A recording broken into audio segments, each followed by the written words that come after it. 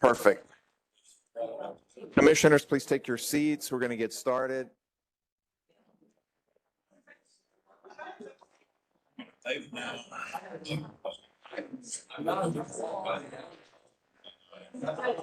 Good morning, good morning, good morning. I think that works. Commissioners, please take your seats. We're going to get started. Ms. Pacina, can you please start us off with the roll call?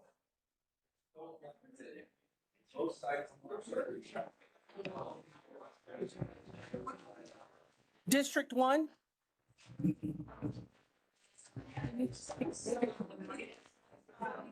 District 1? We can't hear you. You need to turn on your mic.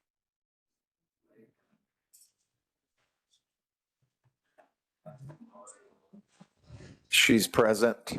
Okay. District 2? Present. District 3, vacant. District 4? District 4. District 5, Chair Shadid. Present. District 6? Present. District 7? District 7. District 8? Present. District 9? District 9 is present. District 10? Present. District 11? Present.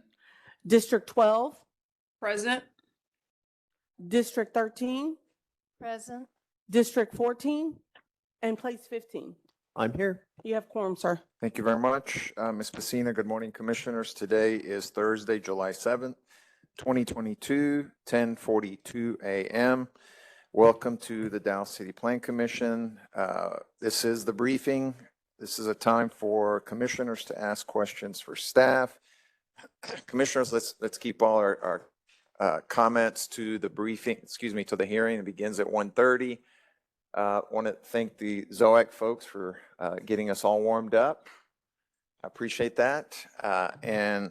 Commissioners, we'll get started with the docket.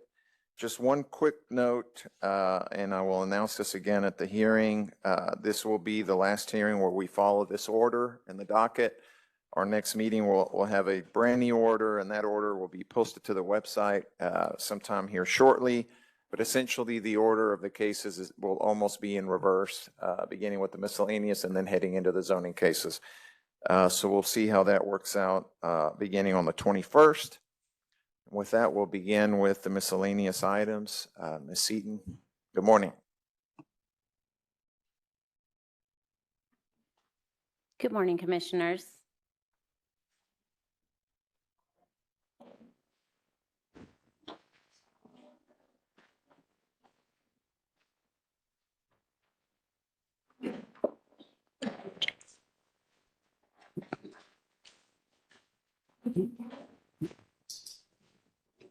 Is it showing on the screen yet? Okay. Do I need to do anything, Jason?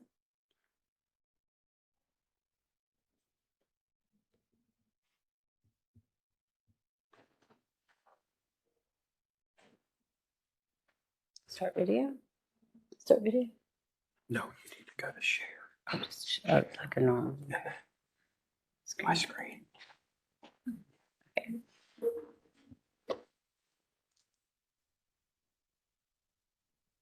Okay, thank you. Thanks, Jason.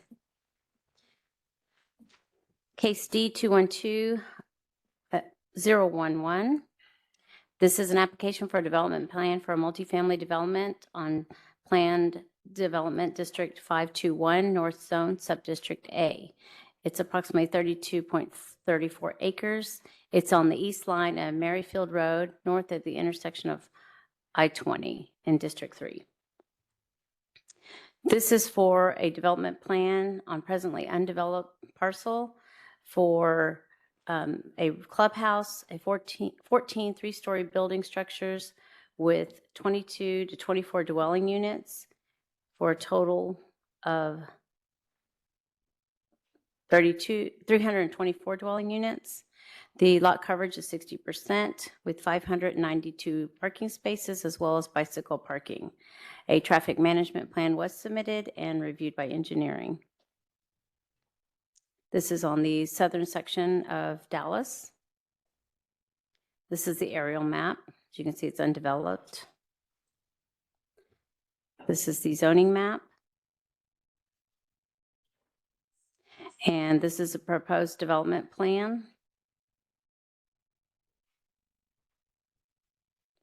And there's only an existing concept plan, therefore development plans have to come before the commissioners. And staff is recommending approval.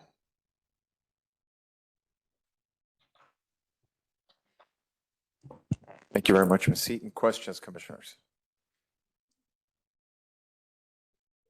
No questions. Thank you very much. We'll move on to the next item.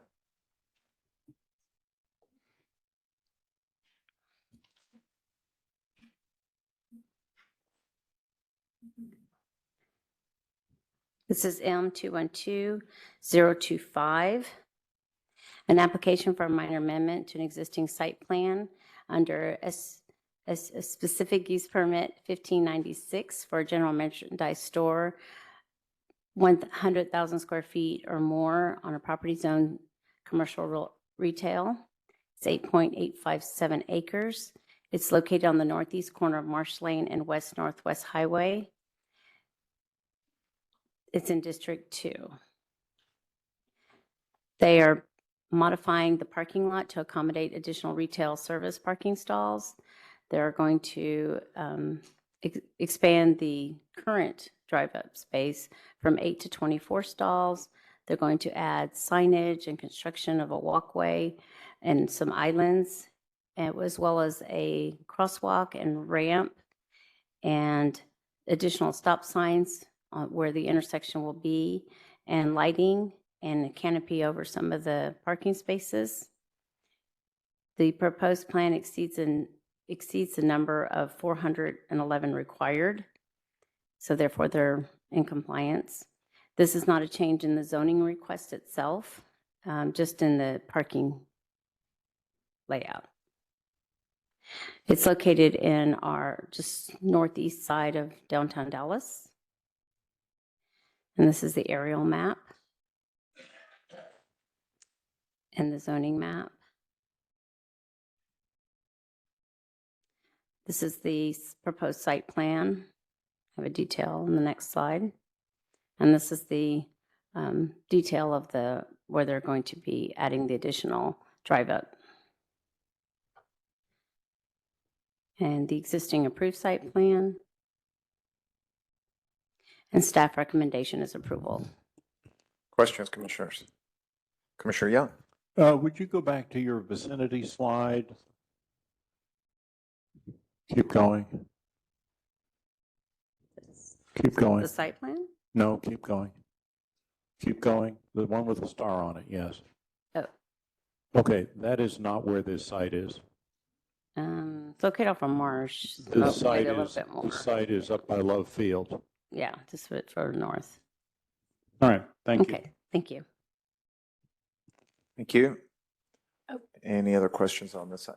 Chair Sheehan, Please. thank you. Ms. Seaton, just one question. Are you aware what the height of the structure is? Are there any considerations of the new canopy structure that we should be mindful of? They are submitting it to building inspection, and they have reviewed it with them.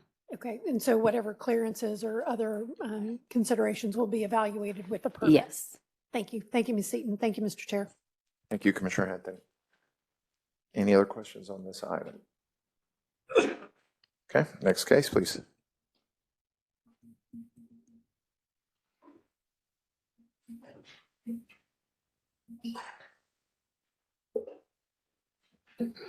Next case is 212026. This is an application for a minor amendment on existing development plan 529. It's a 15.9281 acres. It's on the northeast side of Lamarda Street, north of the northwest line of Skillman Street. It's in District 2. This is also to modify the retail drive-up service parking stalls. They are going to modify those stalls from 8 to 24 drive-up and include drive-up striping, signage, and lighting. And this would also include some canopy lighting and signage. They're going to the proposed plan exceeds the minimum number of 910 parking spaces. This is not a zoning change request, it's just a change in the modification of the parking. This is located in the north side of Dallas. This is the aerial map. This is the zoning map. This is a proposed development plan. And this is the detail. Sorry about the orientation of these maps. It was kind of hard because the configuration was kind of unusual already. And the exhibit concept plan, existing concept plan. And staff is recommending approval. Thank you, Ms. Eaton. Questions, Commissioner Young? Hate to be difficult, but once again, this is not in This is- District 2. I just saw that. It's like- That's what I was about to Mhm. say. I think it's in District 13. Yes, All right, I thank you. just noticed that on here. Thank you, Commissioner Young. We'll make that correction. Commissioner Stanner, we'll come to you for a motion. Any other questions on this item? Thank you very much, Ms. Eaton. Thank you. Commissioners, the next three cases will be held under advisement. The three signed cases in D6 will be held under advisement till July 21st. We'll brief them then. That takes us to the first case that was held before. That case will be held under advisement till July 21st as well. But the next three signing cases will be heard today. And Mr. Poole has an update.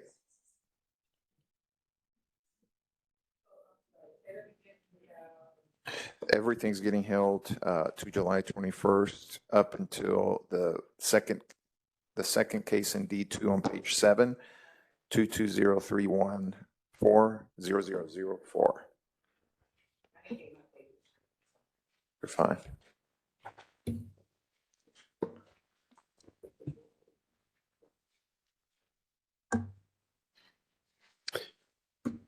All right, the first CA is CA number 2203140004. It's an application for a certificate of appropriateness by Gary McClemmy of Texas Sign Services for 774 square feet of illuminated attached sign. This is at 2425 Canton Street on the southeast elevation in the Farmers Market Sign District. The zoning is Plan Development Number 357, Subdistrict 5A. This was the second of 4 signs that were submitted. I'm going to skip to the revisions.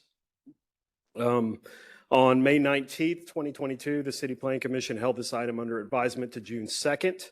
On June 1st, the applicant submitted revised plans reducing sign B by 62% and sign C by 57%.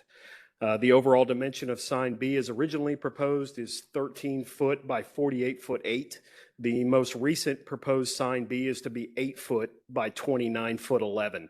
Sign C, originally proposed at 6 foot 2 by 22 foot 11, is reduced to 4 foot 6 by 16 foot 10. Then on June 2nd and June 16th, the City Plan Commission held this under advisement. Here is a revised map that shows this SPSD in relation to the other SPSDs. Again, this is the farmer's market and a detail for that map. And a little further detail that shows the district itself with the sub-districts and a little more relation with the surrounding sign districts. Here is the revised plan that was submitted on June 1st. You can see sign B was reduced as well as sign C. Here are the sizes.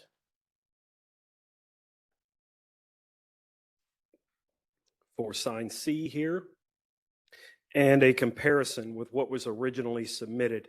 You can see the original proposal, then the 25% reduction, which was what SSDAC recommended, and then the June 1st revision.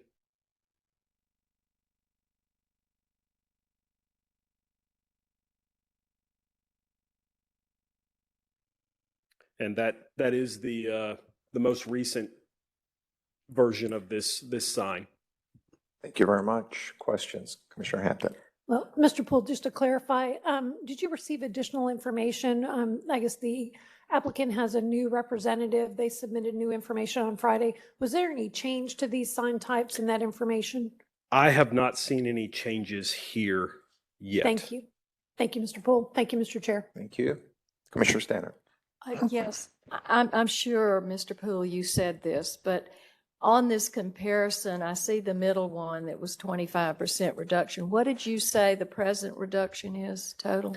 I believe it was 67 on one sign and 62% on the main sign, and then the sign C, which is the one on the tower, was 57%. Thank you. And these are the comparisons again. And I could probably zoom into that a little bit.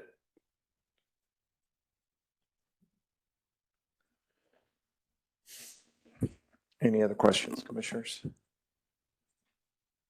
Okay, let's keep moving.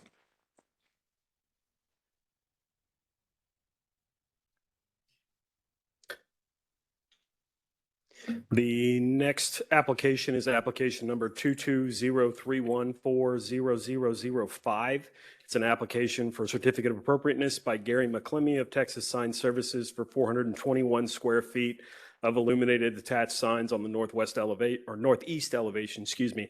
Again, the address is 2425 Canton Street in the Farmers Market District, Zone Plan Development 357, Subdistrict 5A. This is the third of four applications. Again, on May 19th, 2022, City Plan Commission held this under advisement till June 2nd. On June 1st, we received a revision. The applicant submitted revised plans reducing sign G by 38.5% and sign H by 57%. The overall dimension of sign G as originally proposed is 5 foot by 55 foot, 11.5 inches. The most recent proposed sign B is to be 4 foot by 43 foot. Sign C, originally proposed at 6 foot 2 by 22 foot 11, is reduced to 4 foot 6 by 16 foot 10. Again, on June 2nd and June 16th, the City Plan Commission held this item under advisement. And the SPSD map and detail. Here is the revised plan from June 1st. You can see sign H and sign G.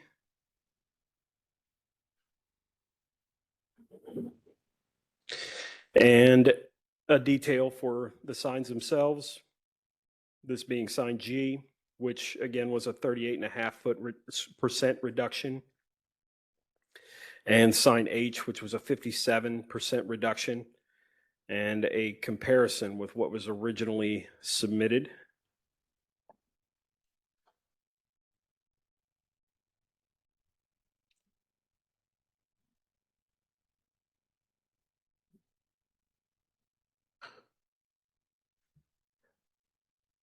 Mr. Chair.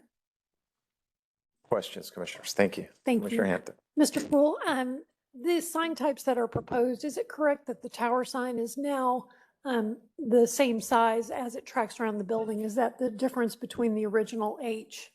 That is correct. And then the sign type G, again, it was the height that was reduced that then had an impact on the overall size of the sign. Is that correct? I was not aware of how they decided to reduce that, Okay. but it does affect the overall size. I was given percentages whenever I work these up. Okay. Thank you, Mr. Poole. Thank you, Mr. Chair. Thank you. Any other questions on this case, commissioners? Okay.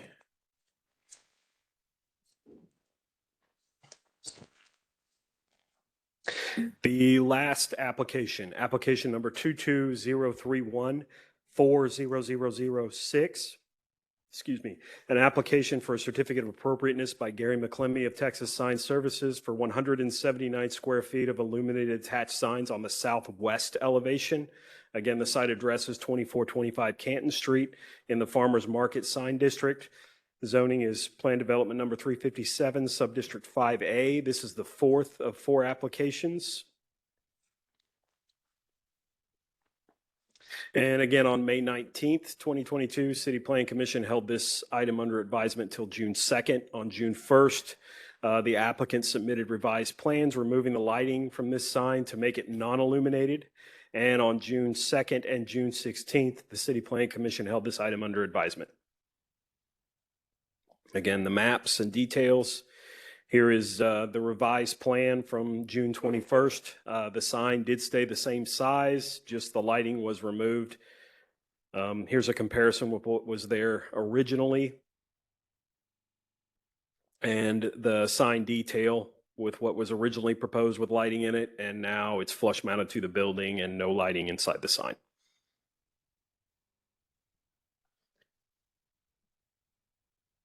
Mr. Chair? Commissioner Hampton. Thank you. Mr. Poole, is it correct that this sign type now is the same size as sign H that we just reviewed at, or, yeah, excuse me, sign G? It's simply not illuminated. Let me scroll back to that.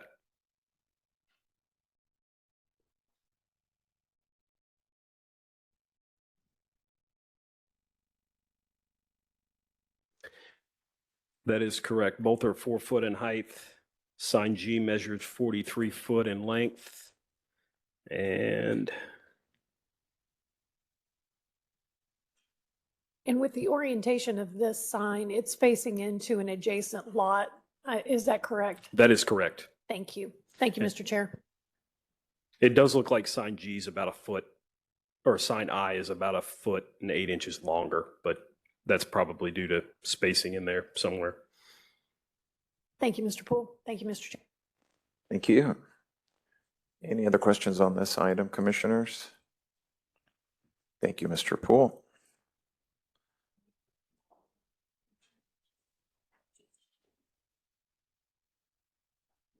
That's a good question. Let's go ahead and do that. Well, Commissioner Carpenter, Mr. Poole will be on vacation on the 21st. Do you want to have your sign cases briefed today since he's here, or do you suspect there may be dramatic changes where, okay, so then we'll let you off the hook today, Mr. Poole.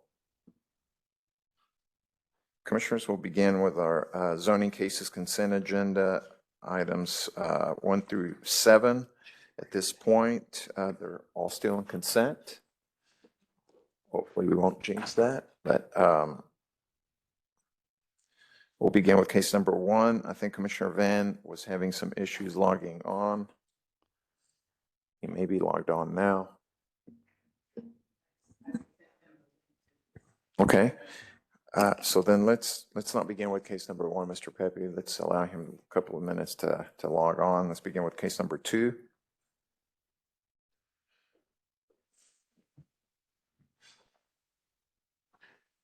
Case number 2.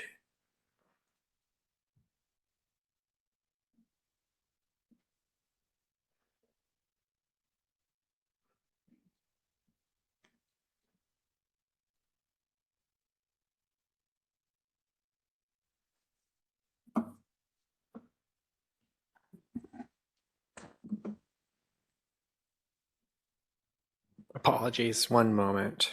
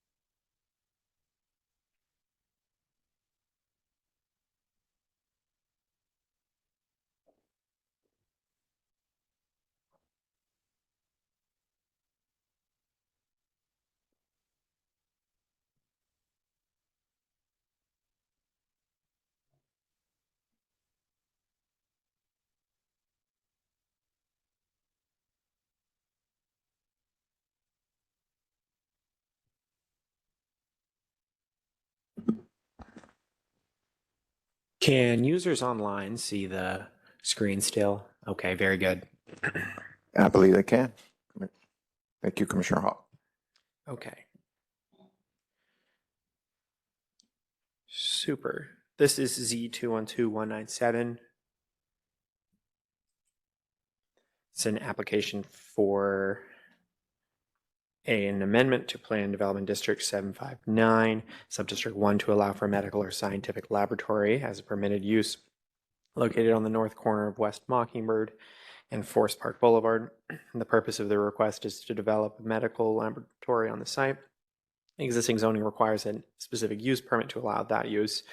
This request would allow the use by right without public further hearings. Area of request is 11.47 acres. It is located on Mockingbird near Love Field. It's the area of request, Subdistrict 1, and it's partially built out site. And so this is Subdistrict 1. Once more, there are restaurants to the east, a multifamily to the southeast, undeveloped Creekway to the southeast, undeveloped parking lot to the southwest, and then there's multifamily to the west. And there's undeveloped land, but multifamily is being developed there at this time, and more on multifamily to the northwest. So the PD was approved back in 2007. It's generally a mixed-use district.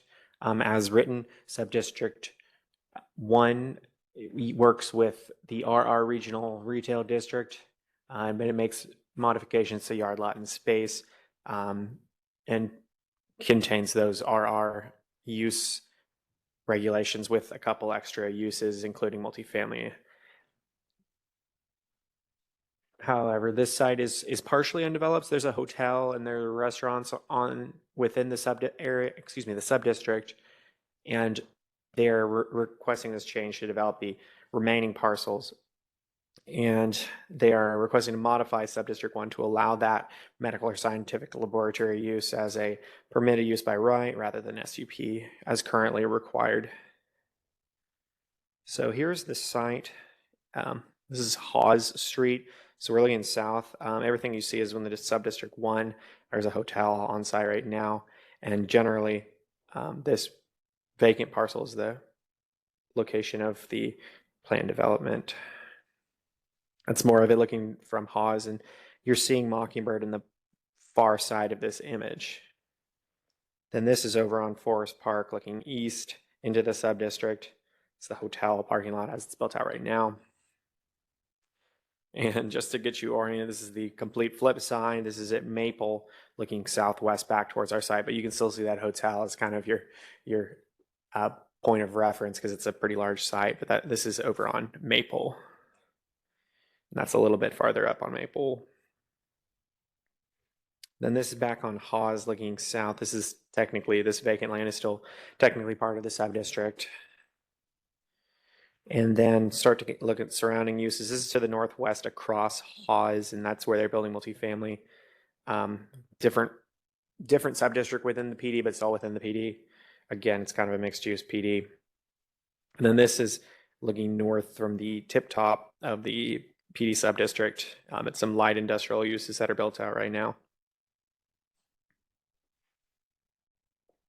And that's also the easternmost part of the site. It's the Creekway to the north across Hawes. And the multifamily as it exists across Hawes. A little bit more of that multifamily streetscape. And finally, the westmost multifamily development, still within the PD. And then looking at the parking lot that's to the southwest of the site. And then we're hopefully going to move down Forest Park here. It's more of the undeveloped. That's farther down Forest Park looking northwest. I think. No, that's at Hawes looking southwest. So that's the multifamily as it's built out right now still. And that's looking back at that same new construction. There's a lot of pictures for this because it's a large site, but This is back on Forest Park. And then hopefully we're moving down Forest Park. Then this is the intersection of Mockingbird and Forest Park. That's the subdistrict on the left. And this is kind of leaving the area down on Forest Park, south of Mockingbird. Other medical laboratory use that's on the ground right now. So this is how the PD works in terms of development standards at this time. They have an FAR limit, they have a height limit, so they're all slight modifications from the RR regional retail. They did that to kind of presumably make a bit more of a walkable, dense area. The only change is this applicant is proposing at this time are primarily to the FAR. They want to add commercial and business services to the FAR to be calculated in the same manner as the office use. And that's because the medical and scientific laboratory falls under the commercial business services umbrella of uses. So they've added that in. And then you can see they've added that in as a primary use over on the right side. This is the existing conceptual plan. So the development is regulated with a conceptual plan overall. And they're not making any substantive changes to the conceptual plan. As posted in the docket, the conceptual plan has no changes. As I understand, and I'll go into more detail on this in a second, they want to potentially change this conceptual plan table just to match the development standards that they're proposing in the PD conditions. And so these are the changes from the docket I was just hinting at. And so I'll go over them real quick. There's just two things. They did come in last minute, but I've taken a look over them, and I can explain them if needed. So currently the PD has a modified parking requirement for non-residential uses, and it states so in this section. So they say they default to 51A, and then they say for non-residential uses, except for restaurant, office, and furniture store and lodging uses, they use the PD's requirement. But so they're requesting to add the medical and scientific laboratory to that except clause, so that they would revert to the Chapter 51A parking rather than this 4 spaces per 1,000 square feet of floor area, which is it would apply to this use as requested in the docket, but they're trying to go more of the 51A parking route. And I can answer any questions into that. The other parking regulations, usually like the office, is stated specifically there. But in this case, they would default to 51A. And then they also wanted to state that they're willing to update the conceptual plan so that it matches the standards that they're requesting. And that's just because the conceptual plan has a couple of those standards, the FAR and floor area. They're visible right here. The text would control, but it could give them some more clarity if they add that use into the table, just a little further clarity. But so that's they're accepting that suggestion to include that. So the final recommendation would be approval subject to conditions as briefed and a revised conceptual plan. So do I have questions?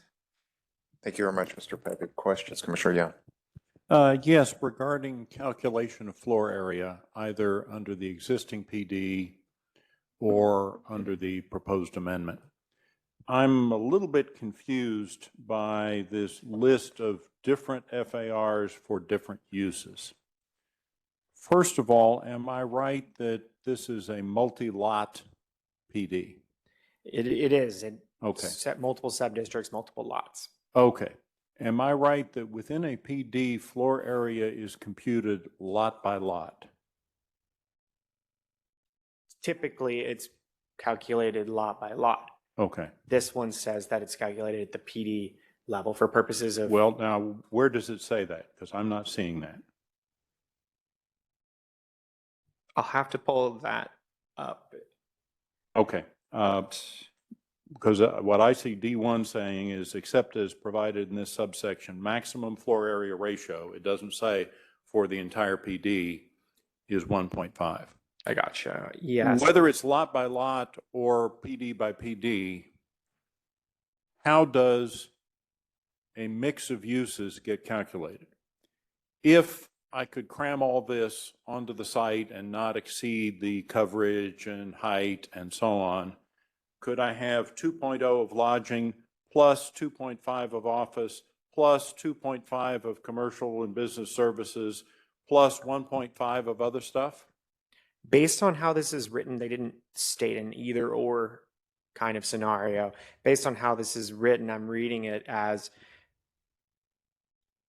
you described, 2.0 with an additional, 2.5, 2.0 for lodging and 2.5 for office. So they're calculated separately as you kind of described there.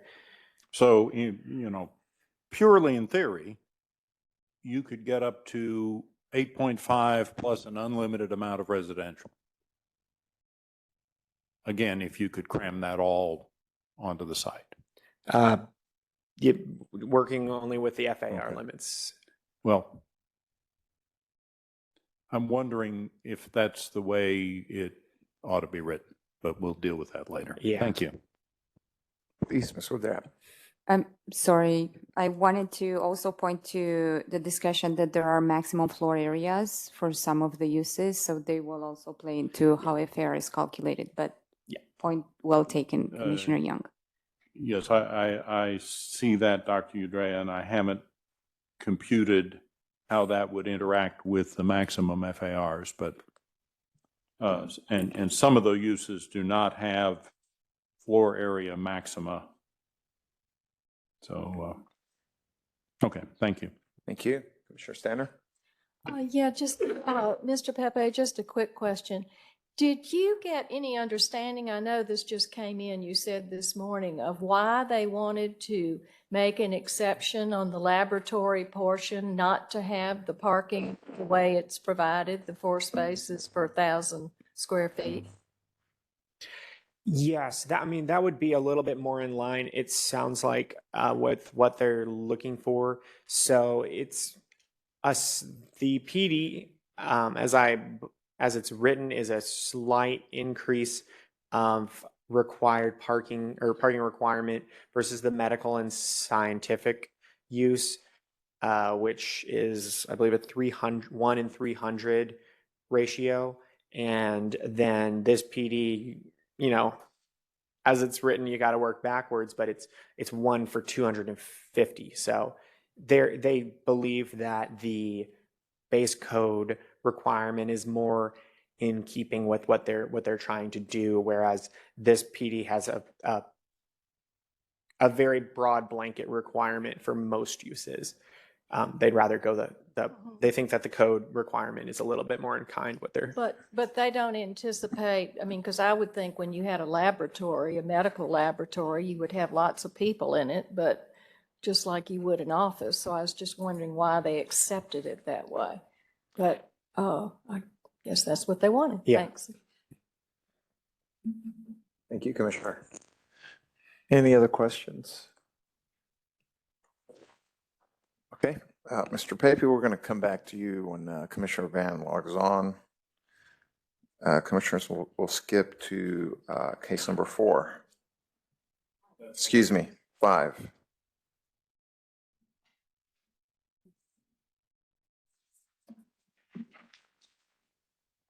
Good morning, Mr. Aguilera. Good morning, Mr. Chair, members of the City Plan Commission, Oscar Aguilera. We're going to go to item 5.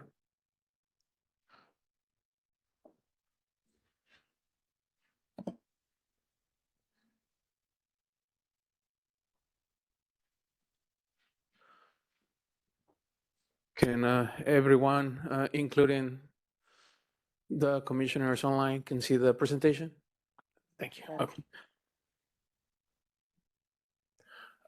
Item C 212-203. It's an application for a specific use permit for a mini warehouse use on a property zone CR Community Retail District. The site is approximately 5.81 acres. The applicant is proposing to continue the operation of an existing mini warehouse use. According to my concept of the city, the star is approximately where the property is located at. And here is an aerial that gives you a better perspective of the land use and the surrounding properties. As you can see to the north and west, there's residential housing. To the east is not within our city limits. And then to the south is also some retail uses, which includes a warehouse and another business. So there's a retail here to the south, a power plant, and then retail to the north, and then there's also that residential uses, which is townhomes. District 2, so it's considered single-family residential.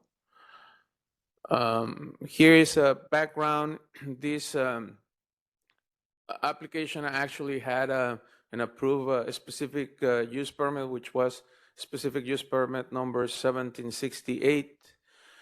It was approved back on August of 2011. It received a couple of renewals on November 12, 2016, and then there was also another renewal on November 1st, 2017. The mini warehouse contains approximately 80,000 square feet of storage, according to the submitted site plan. And it is also part of a shopping mall. Here is a site visit of the property. And this is the storage facility. Now, just doing a like a visual of 360 moving around so you could see the area.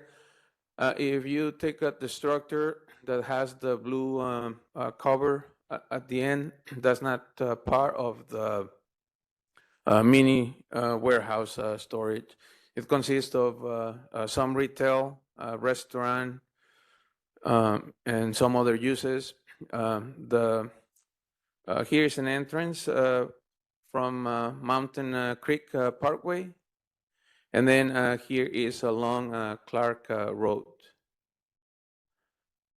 Here gives you a better perspective of the site. And then I'm back on Mountain Creek Parkway, which is here, which is a Dollar Family Store. And then there's a site on the rear, and I'm sorry about the Clark Road. It's not Clark Road, but that's where the area is at, and it's the single family property. These are the surrounding properties. There's a 10-minute oil change on facing Clark Street. Across the street, there's a church, which again is out of our city limits. And then there's some other retail business that includes a gas station. That's that Ace hardware store that I was referring to. And then there's the Family Dollar store. Here is the submitted site plan, which is the same as it was previously approved for the SUP. And then staff is recommending approval for a 3-year period, subject to a site plan and conditions, and eligible for automatic renewals for additional 3-year periods. Any questions? Thank you, Mr. Aguilera. Questions, Commissioners? Commissioner Young. First of all, the docket says additional 5-year periods. I will go with the docket. Okay, that well, was my that mistake. leads into my next line of questions. One of the first things I look at on an SUP renewal is what the periods of time have been historically, and it was initially 2 with 3-year auto, then it was 2 with 1 3-year auto. Then they let the SUP expire, and now you're recommending 5 and 5. Did the applicant offer any extenuating circumstances for letting the SUP expire? When I spoke to the applicant, they stated that they were unaware that it expired, so they missed the time, and they also Well, it's supposed to be posted on the wall at their premises, yes, sir. so apparently they didn't look at it. I will refer that question for the applicant. Okay. All right, thank you. Thank you. Any other questions for Mr. Aguilera on this item? Okay, next case, please.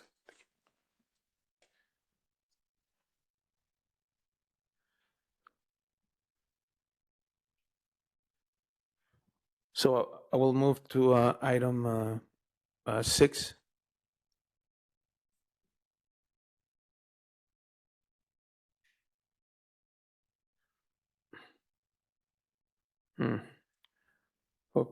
I hope we don't lose the. Okay. So item 6 is for application Z212-204.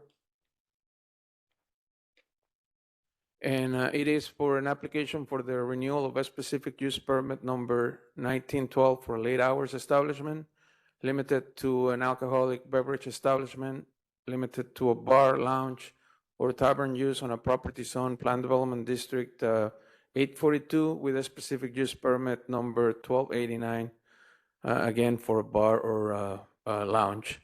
And then the applicant is proposing to continue the operation of the existing bar, lounge, or a tavern use. And the name of the business is the Old Crow, past midnight. The site is approximately 0.11 acres. Here is the location. I'm trying to show the Greenville area. Here is an aerial map that gives you a better perspective, or at least I think is a better perspective of the surrounding uses and the property. So it's surrounded with similar uses. There's some restaurants, there's some bars as well. And it's a trade for entertainment type of uses for this block that goes from north and south. Here is a better location of what's around, which is a bar, retail to the west. To the east, there's a retail, restaurant and a bar, according to what I understood from the business. And then to the south, there's a restaurant and a bar, and there's some retail and other restaurants and other bars. So the background for this application is on August 14, 1996, the City Council approved an SUP number 1289 for a bar, lounge, or tavern used for a permanent period, subject to a site plan. So then on January 26, 2011, the City Council approved a plan development district number 842 for community retail district uses, in which late hours establishment require a specific use permit to operate between the hours of 12 a.m. and 2 a.m. Hence, on October 26, 2011, City Council approved SUP number 1912 for late hours establishment, limited to a bar, lounge, or tavern use, a specific use permit 1289 for a 2-year period, subject to conditions. On October 23, 2013, and October 26, 2016, and August 26, 2019, City Council renewed the SUP with the latest being for a 3-year period. And then on January 20, 2015, the Board of Adjustment reinstated Delta credits for an overall building site, which includes the suites to the north and the south of the request site for which was part of BDA 178-009. So the applicant is proposing to continue the use and requesting for a renewal. Here's the site. The site is the one with the patio with the blue umbrellas on the front. Here's a closer look. Here's a different perspective from the sidewalk. So you could see the patio and the business. And then these are the surrounding uses. So I stated there's another bar. There's some retail. There's another bar to the north, another bar. This is to the south, which is a restaurant that also sells liquor. And then this is across the street. They're renewing that, and I believe it's going to be a restaurant. And then there's some bars there with restaurant uses. And then the proposed SUP for the conditions, they're going to be the same conditions as previously approved. And then here is the previously approved site plan that shows the parking is in the rear, and then in the front is just for pedestrian access. And staff is recommending approval for a 3-year period subject to conditions. Thank you, Mr. Aguilera. Questions? Any questions on this item? I think were the crime stats outstanding on this one? Yes, I apologize. I'm still waiting for them. Do you expect them to come in before the hearing, or? I will contact Sergeant Betty to see if he has an update on that. Okay, please let us know if you get those. I will. That will I'll take it off consent. I'll forward. Thank you so much. Any other questions, commissioners, on this item? Okay, let's keep going, Mr. Aguilera.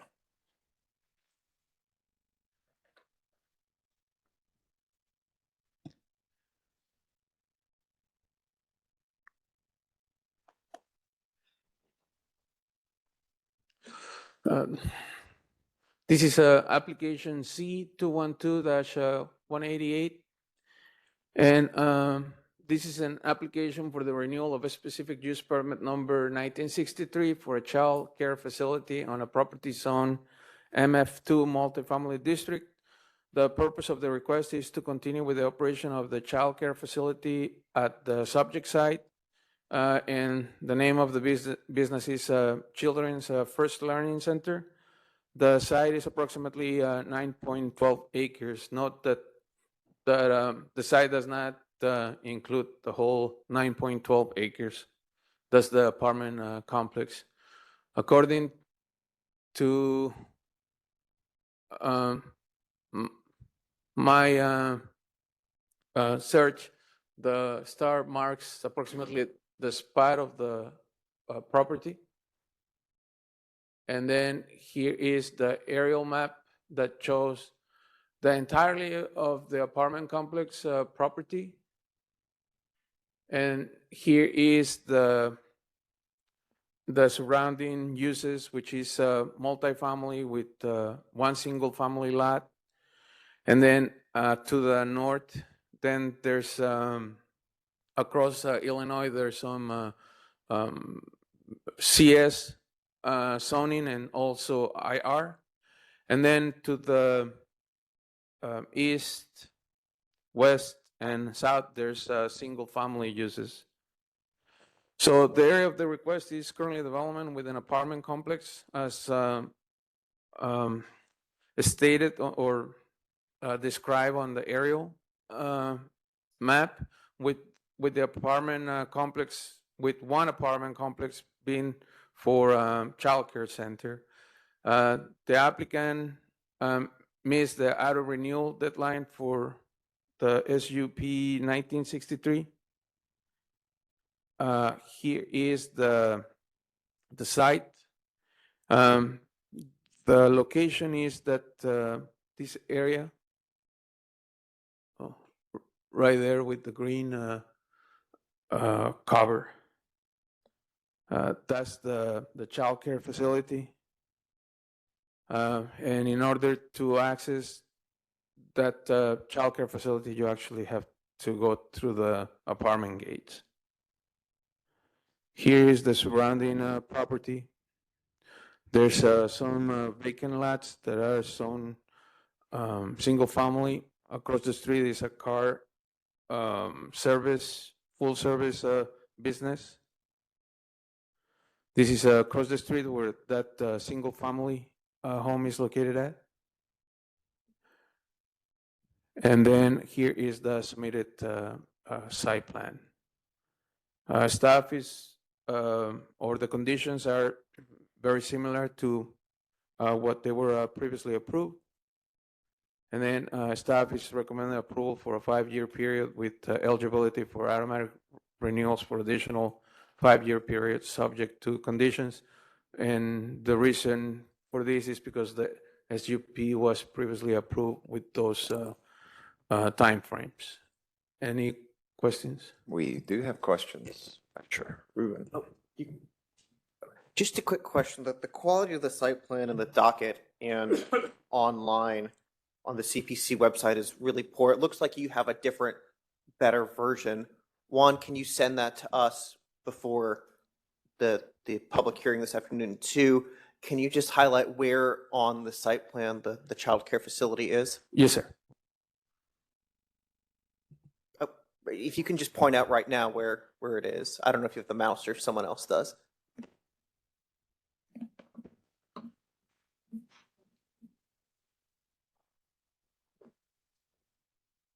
Bear with me. Let me orient myself.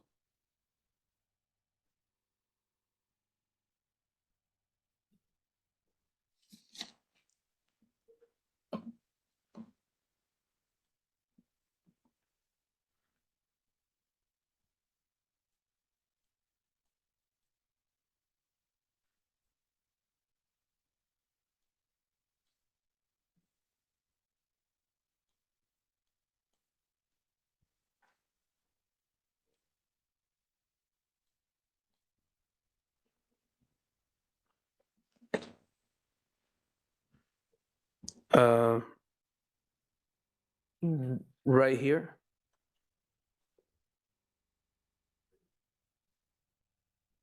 Thanks. So it fronts on Wilhurt and is kind of in the middle of the development. Yes, sir. Great. Thanks. Commissioner Hampton.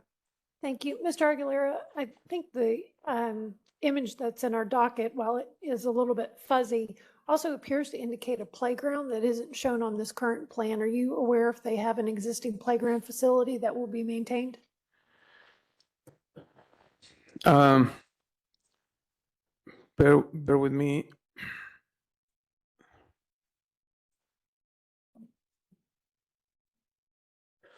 I didn't go inside the site, so I'll have to go ahead and look at the site plan again. I don't recollect. I'm sorry. And it looks like it may be behind the fence here, but it's rather difficult to tell. So if you could confirm that, that would be appreciated. I will. Thank you. Thank you. Thank you, Mr. Chair. Commissioner House-Rod.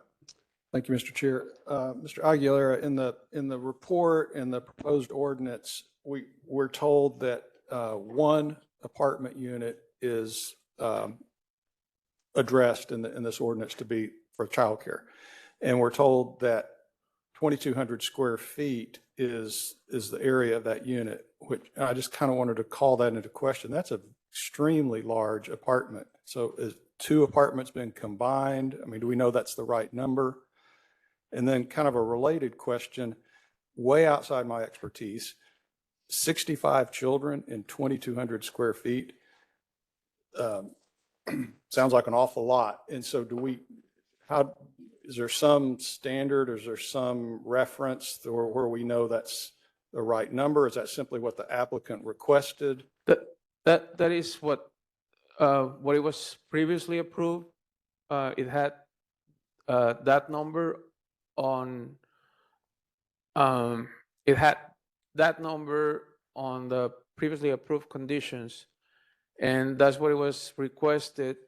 And the logic behind this is that so staff didn't want to alter the conditions or alter the business if this was already approved by city council for the previous request. I understand that the commission can change and apply that, but this is just a recommendation. Yeah, I would just like some assurance that what we're approving is good practice, is safe, is, you know, that there's some way we can know that that's the right number for 2,200 square feet. Okay. I'll look into that. Let's take this case off consent, commissioners. So we do have three registered speakers on this item, so we'll dispose of this one. Consent agenda will be cases 1 through 6 at this point. And Mr. Aguilera, since you're in the hot seat, let's go ahead and take number 8, please. Any updates? Thank you. There was, as it was discussed on the previous bear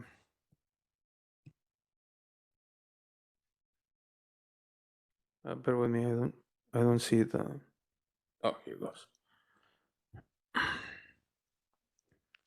There was one change, and they changed the site plan. This is for application C212-122, which it is an application for plan development district for a LO limited office district and restaurant with drive-in or drive-through services uses on a property zone LO1 limited office district with deed restrictions. And if you recollect, there were questions with the turnaround for the driveway when exiting the site, and the applicant updated this site plan. So I just wanted to show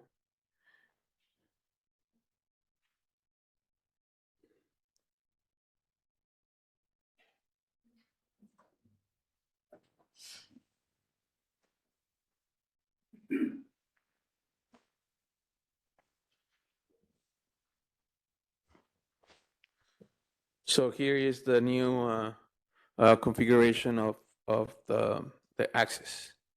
And I don't know if David is online, so he can help me answering the engineering questions.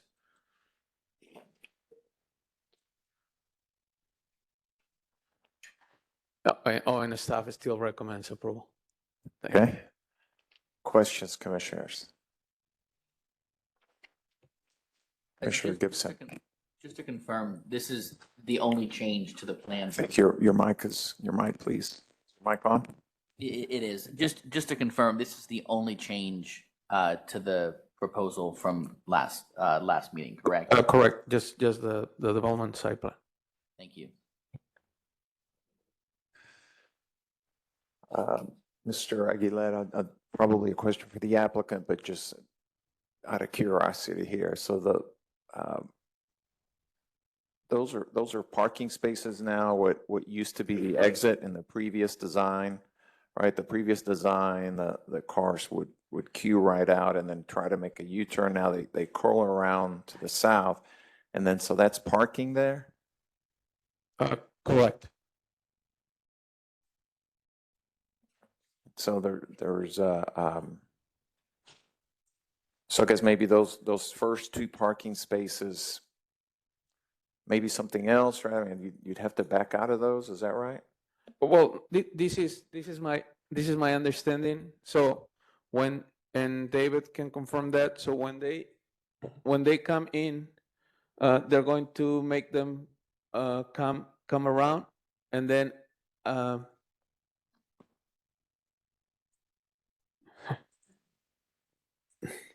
they're going to make the traffic go through this area and then go through the driveway, get their items, then Right? come around Yeah. and then exit this way, so that there's not that Right issue there. to go around.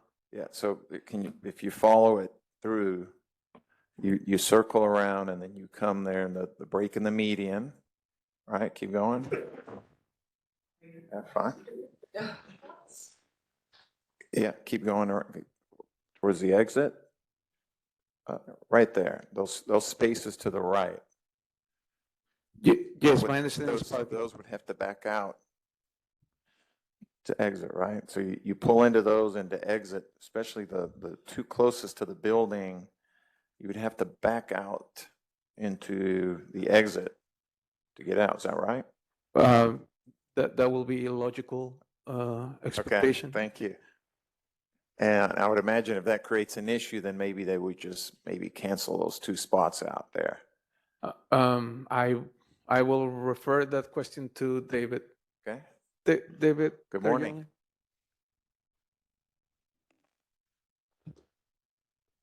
Good morning, Commissioners. David Navarez, Transportation Development Services. Can you hear me? We can. Good morning. Good morning, sir. Good morning, Chair Shide. Go ahead, please. I don't know if you caught the discussion there, but just wondering, again, probably a question for the applicant, just wondering on the, the circulation of those 2, 3, 4 parking spaces there, particularly the two closest to the building. To the curb, would you those- mean? Yeah, to the curve that are close, yes, that curve that are closest to the building. So any issues, any concerns of those two spots there, how you back out of that thing in the morning? No, sir. All those spaces are designed to city standards and exceed the maneuvering aisle width that would allow them to come in and out. There would be no problem for any motorists to come in and out. Those hatch spaces are, it's not very legible there, but they're reserved spaces for this proposed tenant. More like a Excellent. pick up and go. No concerns there? Thank you. Commissioner Hellstrom. Yes, question for Mr. Navarez while he's on. Is the plan that we have before us today, in your opinion, is it a better plan than what we had at the last hearing? Yes, sir, it is. We were able to coordinate changes that would allow the exiting traffic not to overlap with inbound traffic. So in our opinion, the plan that's in front of you is a improved design than what was presented last time, and we will continue our review at permitting. Engineering staff will continue our review of permitting. Okay, thank you very much. Vice Chair Rubin. Yeah. At the last public hearing, there was extensive discussion regarding the DIR process versus the need potentially for a detailed development plan and a potential conflict between the two. Have those issues been resolved by this updated development plan, or do those issues still exist? Oscar, if I may answer that, I believe that we have resolved the overlap or conflict in the reviews. We have a development plan that is clearly letting us know where the access points are in the parking layout. Staff will continue our review of permitting with when they submit their engineering plans. If for any reason their engineering plans need any changes, staff will need to make a decision on whether the development plan needs to change, but at this point, there is no indication that any changes would be needed at permitting from what we see here. Okay. So there still could be potential changes later on in the engineering process, and at that point, they may need to come back for a minor amendment, but you think the odds of that having to happen are decreased significantly now? Yes, sir. Exactly what you said. Yes. Okay, great. Thank you. Thank you. Commissioner Stannard. Yes, Mr. Aguilera, a couple of questions. One, how, this is in fact a development plan, is that correct? They have now submitted a real development plan. Yes, ma'am. How far is that driveway from the building that it is right next to? There's that pull-up parking right in front of the building. What is the distance there? Do you know? I will have to, I don't remember that. I will have to measure it again. I'm sorry. But I can give you that information. Because it looks awfully close to it to me. But I want to go to another question, which has to do with, just as a reminder, that McCallum is not a city street. It is a shared access driveway between the school and Amber Trail, the owner of the office building. So I went out there and I see that what they're saying is that they are going to stripe it. Is that correct? To have these 4 lanes, one that goes, one that turns. Is that correct? My understanding is that the applicant and the school made an agreement for the access, and then by them providing this development plat, that they will have to comply with how you see it here, and then if they change or modify anything, then that will be an issue, because then they'll have to get another approval by Davis' team, and then they'll have to come back and try to get this change because of the RT. So that if there's any issues or they don't follow what they have here and the agreement that they have with the school, and they change or that changes, then they'll have to come back to City Plan Commission. Okay, and I think that's important because when I went out there, what this doesn't show is that people park on both sides of that driveway. So this doesn't allow for that parking. So, and since the city doesn't control that driveway, which all these cars that are going to Starbucks are going to go over, that, you know, the only thing that controls it is what we're basically doing here and the agreement between the parties. And I have another question, which is this. And I guess this goes to Mr. Navarez. Is this driveway, which is not a city street, not controlled by the city of is it able to handle this kind of constant traffic to Starbucks? Oscar, I mean, That many cars. Well, the answer to the question, ma'am, is yes. The study that was presented to us indicates that the 2 main land uses that are mostly evident during school peak hours here will be able to coexist again during those school peak hours. But I want to highlight that is why staff is recommending approval of the application with a DIR. The DIR is essentially the same thing as a TMP for a school that shows how traffic operations work within private property. And so it allows the city to regulate the operations of a private business. So what we do with a DIR is city staff from transportation, if and when certain coffee shops or chicken drive-through facilities extend beyond onto the public right-of-way, it blocks sidewalks, it blocks travel lanes, then that DIR allows us to go visit with a store manager who may not know anything about zoning or even traffic operations beyond their shop. And we let them know this is a concern, a complaint, and a safety concern. And we show them the regulation that shows how they're supposed to be operating their business, or at a minimum, we're able to bring in that document that shows where they're supposed to have striping, where they're supposed to have a staff person, or as simple as an A stand to make sure that we're able to rectify their operations. So that's why we believe that the proposed application will work, only because a DIR would allow us to visit with a store manager in rectifying anything if it becomes Yeah. an issue. Which, Okay, that's which really is not not what I'm anticipated. asking. Okay, I must not have asked something correctly, because I'm really not asking about the operations of the drive-through at all.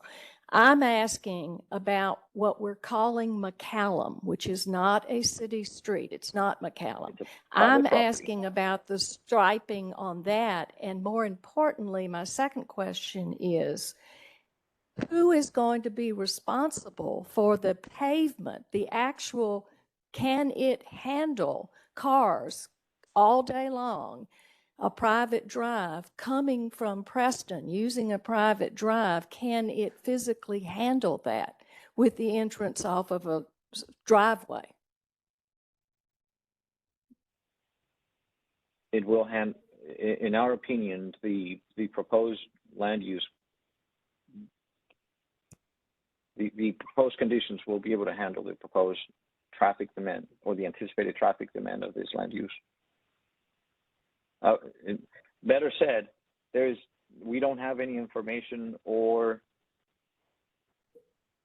that would help us justify a recommendation of denial. I guess that's a better way of stating my answer. Okay. We have no reason to object or. Okay. I guess I just wanted to be clear that is there an agreement? Here's my question. All of a sudden, a driveway that has only been used by people going to an office or a few parents going to the school is now going to have continual cars running over a private drive that's not maintained by the city. So my question is there an agreement that someone's going to maintain that so it is possible to allow this to be done? So the private driveway has to be maintained by the property owner, and then it will be up to them, like if the payment or it needs to be repaved, that they will have then to pay for that cost. So it will be between the school and the Starbucks or property owner for the office complex. Well, thank you, because I anticipate that it's going to be a lot of wear and tear, and I just wanted to be clear that if we approve this, that's considered in this. Yeah, that is considered, but I guess that from the city perspective is gaining egress and or coming in and going out into the area. And if the school is okay with that, and they have an agreement Oscar. with, yeah. I think the simple answer is that is exactly why a plat exists. The purpose of platting properties is to allow construction of buildable sites.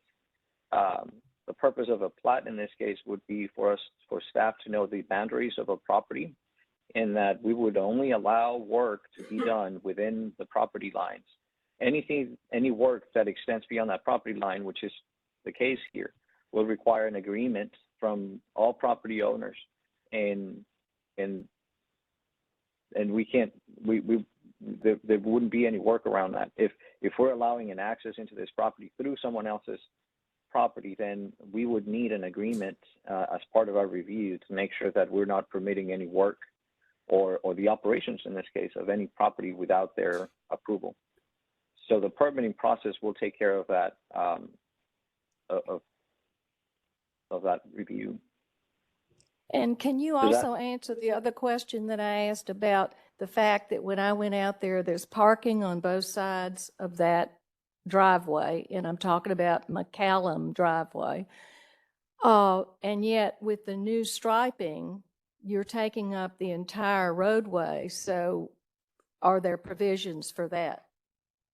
If I may I ask you, were those vehicles parked on the north side or the south side?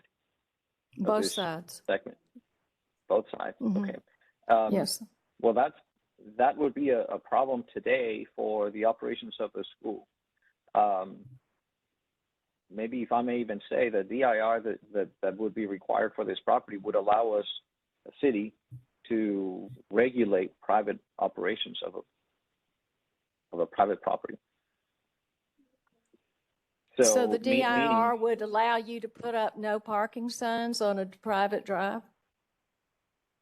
Yes, actually, yes, because then if that is the case where we are removing, we're going to ask their engineers to do observations of existing conditions and document them on paper on our review. And if we find that we are changing their parking operations, then absolutely a DIR could put a sign that says no parking here.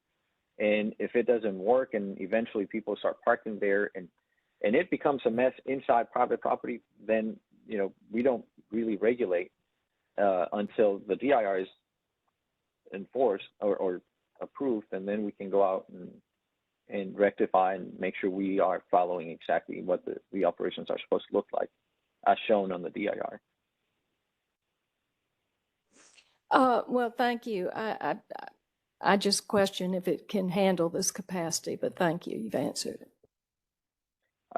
Thank you, ma'am. And if I may rectify my answer, we have no reason or information to think that it would otherwise, that it would not be able to handle. The information that has been provided to us is sufficient for us to support the request. Thank you, Commissioner Hampton. Mr. Nevers, this is just a follow-up on the layout question. If there was a maneuverability issue with the proposed 4 added dedicated spaces, that's something that could be reviewed at permitting to allow for essentially a maneuvering area if needed for those stalls. Is that correct? That is correct, ma'am. The applicant's engineers will need to come in and bring grading plans and paving and drainage and underground utilities to make sure that this property is buildable. And at that point, we start taking a look at every single dimension, which will be important. And if there's any needs to make any changes, I think it'll be the director's decision on whether or not it would constitute a minor amendment or a full amendment based on the amount of changes. And it may eventually come back to you for approval of a minor amendment, but there's nothing that makes us think that that'd be needed at this point. Thank you. And just one follow-up, this added, I'm going to call it a buffer between the drive circulation and this parking, that is intended to be a median or whether there's planting, whatever goes in that material, it is a curbed area to separate the drive and the parking area. Is that correct? Yes, ma'am. It's intended to be a raised curb, hopefully with some landscaping or some pedestrian walkway connecting to the reserved parking spaces. And then you anticipated my final question, which was the the sidewalk configuration as shown is crossing 2 drive lanes. Would it be staff's recommendation that if that oriented into that landscape, that it would further reduce pedestrian and vehicular conflicts? Ma'am, it's cutting through 2 driveways. Can you be more specific there? Correct. Yes, it is. It's currently crossing the essentially the drive-through lane that will then exit and then crosses the ingress lane to the plan north. If you rotate it over and crossed through essentially the median area, it would be a single point of connection to get to the building entry, or a single point of crossing. Are you speaking of the connection of all those 4 lanes, the wide driveway that is shown? No, just what's noted as a future sidewalk. And then as it travels south, it crosses the exit lane for the drive-through. It's across to the plaza, and then it crosses again at the ingress lane. And, on the one hand, it's trying to provide access to the plaza area, but if it's going to connect back to the parking to begin with, it seemed like for pedestrians that might be, and I understand it may not be a highly pedestrian area, but it seemed like it would reduce some conflicts to get it out of the drive egress. Yes, ma'am. It would enhance the pedestrian route between the proposed building and existing facilities, including the It was school. just a question if that was a consideration. Thank you, Mr. Alvarez. Thank you, Mr. Chair. It was. Thank you. Thank you. Any other questions, commissioners? Okay, let's go ahead and take our lunch break. Let the record reflect that Commissioner Van joined us today at 11:22 a.m. It is 12:07. Let's be back online at 1 p.m.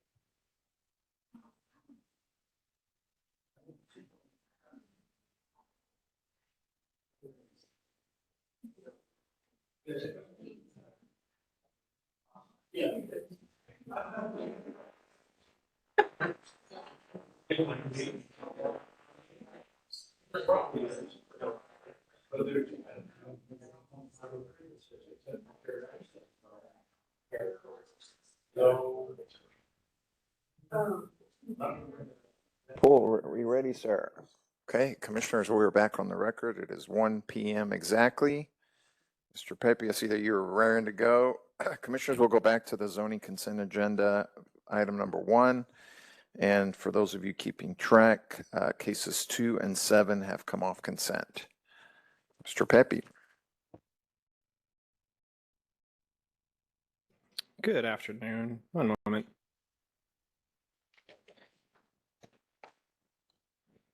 Can those of you online see this and hear me? Actually,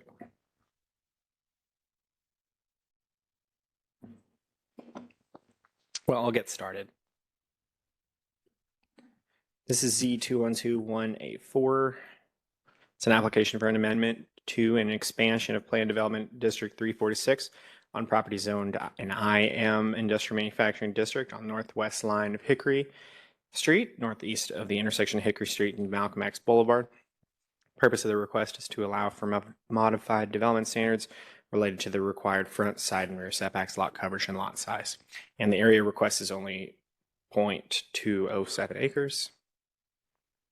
And it's located right here, east of downtown. And this is the area of request. It's only 2 small parcels interior to a block that front Hickory Street.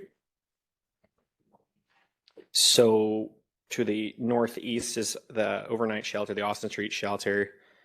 And to the east is some light industrial buildings. There's undeveloped or vacant DIC property to the southeast, light industrial to the southwest. There's single family far to the west in the industrial zoning. And there is a community service center to the northwest. So PD 346 was established in 1991 to establish a group residential facility overnight for general purpose shelter, community service uses on tracts, and they use IM as the base as a district. And the PD is divided into a couple tracts. Tract 1 is a separate overnight shelter, and tract 2 is the community service center to serve the overnight general purpose operation.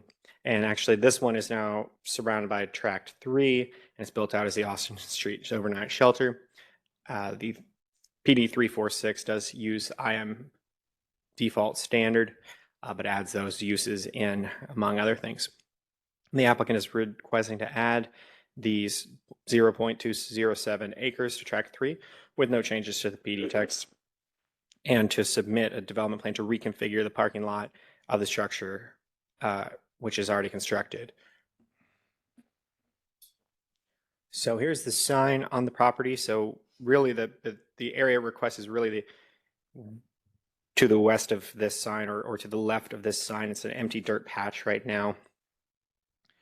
So there were, brief history, as I understand it, there used to not be part of the Austin Street Shelter, and there were buildings on site. They acquired these and they've been torn down. So that's why it remains undeveloped, but they're trying to integrate it into the shelter grounds going forward. But all of that you just saw is the 2 parcels that make up the area of request.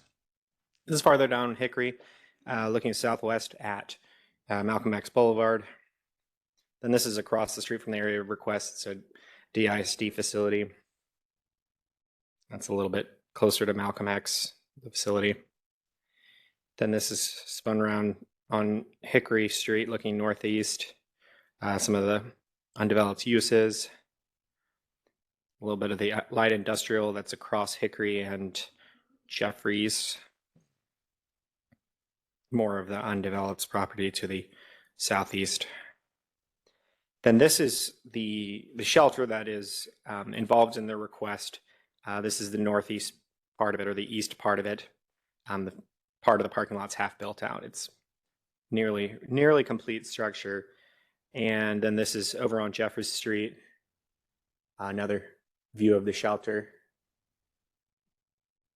And then that's our development plan. Proposed. That's the proposed development plan. I have bars on my screen. I don't know why, but that's the proposed development plan. And so you can see the area of request. It's actually right here. It's really just a couple rows of parking as they proposed it, but they're not modifying the orientation of the building or the parking lots at large, but they're kind of shoring up some internal configurations. And then there's a new landscape plan as well to accommodate the change, which we found doesn't deviate too much from the original proposed landscape plan, but it moves some trees around into those new parcels. It does bring most of the parking spaces closer to a tree, which is generally what we shoot for with the Article 10 landscaping. So staff recommendation is approval subject to a development plan, landscape plan, and conditions. Do I have questions? Thank you, sir. Questions? Mr. Hampton? Thank you. Thank you, Mr. Chair. Mr. Pepe, one question on the landscape plan. Did you do an overlay with the existing landscape plan, and are the previously approved number of trees maintained in this request? I don't have like an overlay image. I did give a detail of how many trees are in the original, or excuse me, in the proposed plan in the report. And I can pull that up or get that information for you, but I believe I went into some detail in the plan. Well, I had gone back through, some of us had heard this case when it was before us before, so I had pulled that prior plan, and it looks like there's one tree less in this immediate area, obviously reconfiguring the parking. And you noted that this had been reviewed by Mr. Irwin, and I'm really focusing on the length along Hickory Street, where there's a pretty long expanse, and it does not appear there would be a tree. And I was just wondering how that was evaluated by staff. Yeah, I do understand what you're saying. So yeah, I have been working with landscaping on it. So initially we thought, oh, maybe we could put islands on the southeast part, but because the parking lot actually as it stands is mostly built out basically until the property line, they didn't have the ability to add them in the southeastern portion, as I understand it. And so I believe when we did the tree analysis in the report, it has one less tree, but they actually distribute to some degree. They distribute them a little bit more evenly, and so it kind of meets the Article 10 goal of having all trees within 70, 80 feet of a parking space. So it actually distributes them. There may be one less, but they distribute them a little bit more evenly in terms of that metric. Okay, and I guess one thing I was also responding to is because this is taking out essentially what was a void in the middle, where one of the trees was located, if that wasn't an opportunity to simply maintain that location I maintain the location of what? for the current landscape plan. I'm sorry, I'm trying to understand. Where the existing lot is now being added to this plan, Yes. there was a tree that was located that would approximately be where the parking aisle is. And that Yes. tree, then if it was maintained, would maintain the current count. It would perhaps be, lose one parking space depending on how it was organized. But it seems like it was just, again, a question on how that was evaluated. Yes, I understand that. I don't believe there's a. Okay, yeah. So you're talking about the potential for a new tree being in that spot. We still think that we're adding trees into the overall site more evenly. No question. But yeah. Okay, thank you. Thank you, Mr. Chair. Thank you. Commissioner Carpenter. Yes, I noticed on the landscape plan that ash trees are listed. Are we still advocating planting ash trees with the arrival of the emerald ash borer? I would like to defer to landscaping if we've got him available. Sure. Mr. Irwin? Did you hear the question? Thank you. Yes, I did. We would actually recommend against going forward with ash trees if they're not planted already.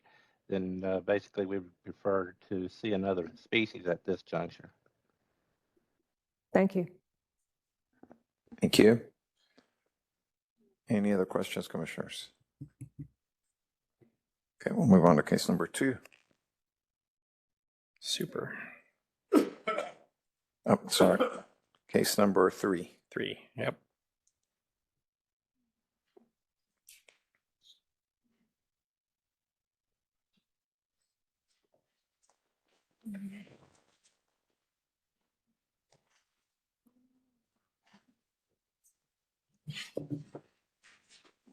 I need to reshare.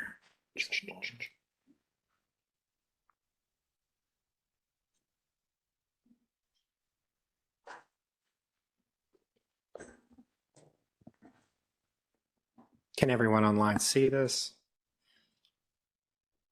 Thank you. Appreciate it. This is item 3 of Z212198. This is an application for a plan development district for WMU3, Walkable Urban Mixed Use District uses, and a convalescent and nursing homes, hospice care, and related institutions use on property zone Tract 1, WMU3 subdistrict within PD 595, the South Dallas Fair Park Special Purpose District, located on the south corner of Cleveland Street and Park Row Avenue. Purpose of the request is to allow for the development of a new convalescent nursing homes, hospice care, and related institution use as a permitted use on the site. And the area requests about 1.23 acres. And this is the area of request in relation to the city limits.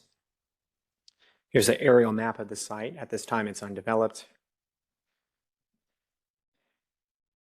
And so to the northeast, there's undeveloped parcels. To the east, there's undeveloped parcels. To the south as well. There's multifamily built out to the west and some multifamily, I believe, under construction to the northwest. And there's other multifamily uses farther north. And so it is currently within WMU3, within PD 595, and they're requesting to make a new PD to specifically allow the proposed convalescent nursing home, hospice care, and related institution use as permitted use without an SUP on the ground floor, upper floors of the site, and also to provide for design standards. And the 1.23 acre site is currently undeveloped, and they're proposing a development plan with a 4-story facility fronting Cleveland Street and South Boulevard. And so here is the site as it stands right now, undeveloped, but this is looking from Cleveland Street. Also looking from Cleveland, and you can see multifamily behind across a alley. Looking up Cleveland Street up northwest.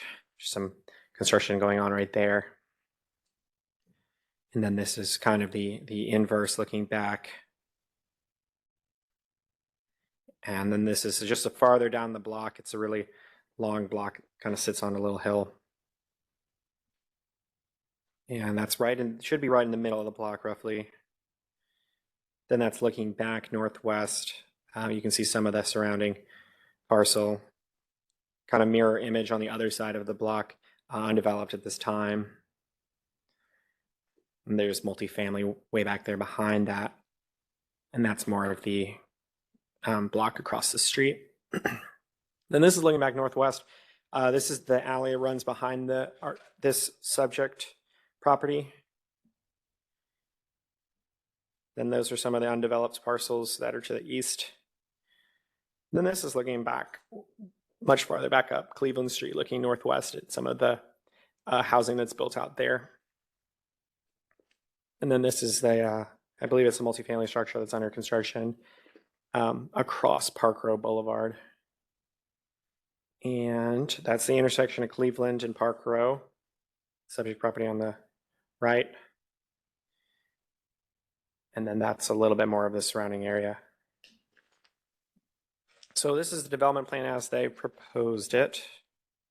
And so you'll see it's a 4-story medical facility. The parking lot is on the north part of the property generally, and it runs along Cleveland Street.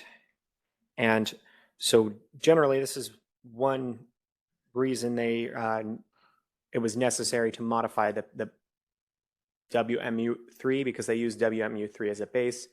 However, that has frontage requirements, and we touch on this in the report, but generally these kinds of facilities, they're hard to build out as a long, narrow building with parking behind, and this kind of facility kind of needs to be a little more concentrated into a more of a block of a building. And so this kind of building type only applies for this particular nursing home, hospice care use. Otherwise, it does default to the WMU3 that's already on the ground in the area. Stuck.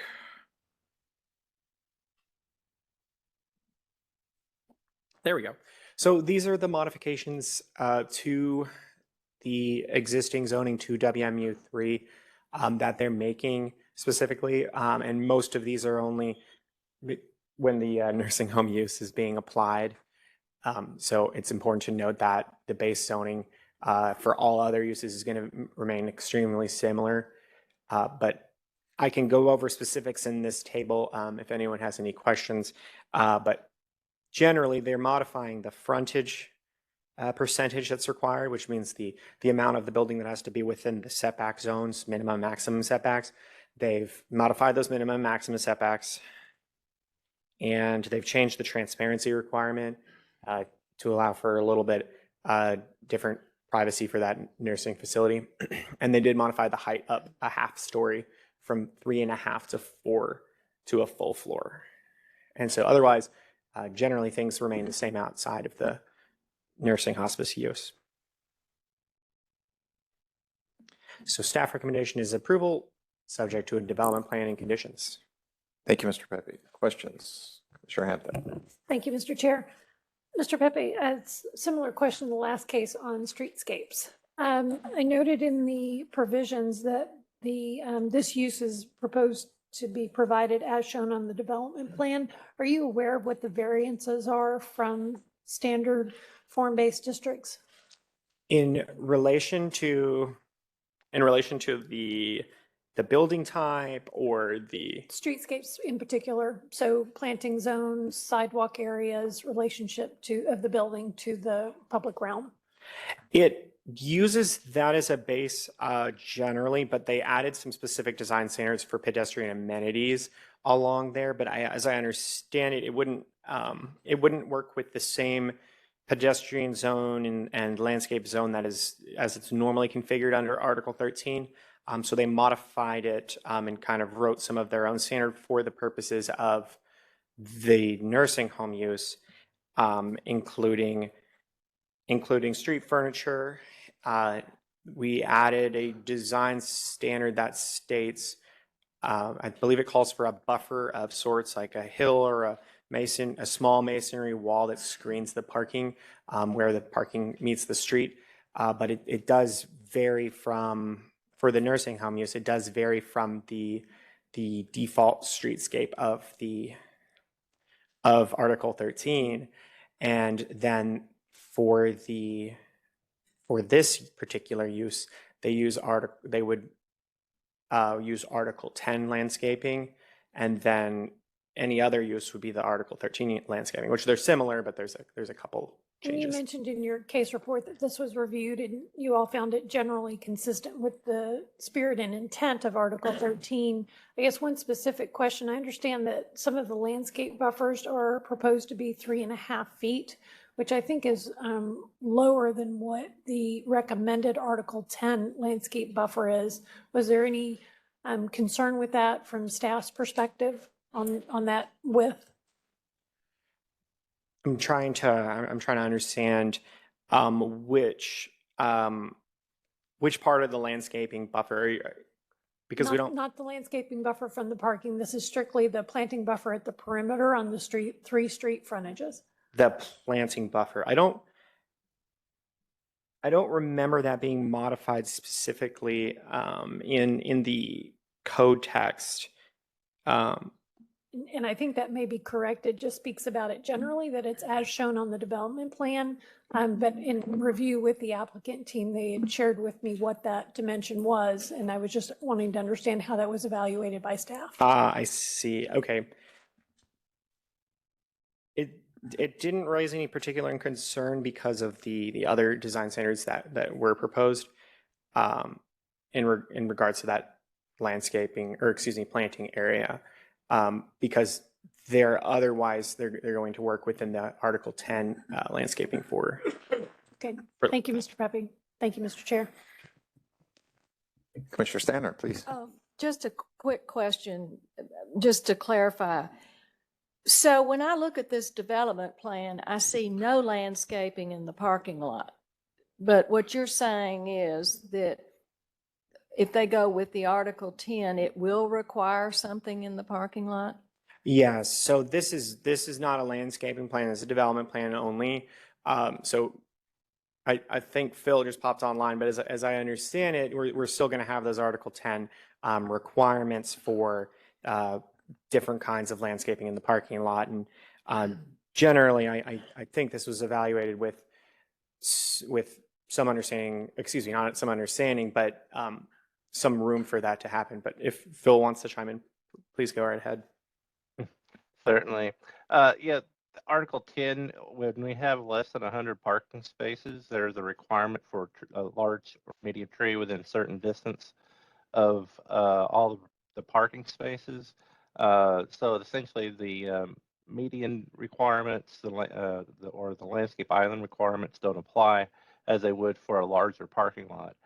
I did not recognize any place where there was anything less than 5-foot buffer. If we can, I believe on the left side of the plan may have been where the question was for the 3.5 feet.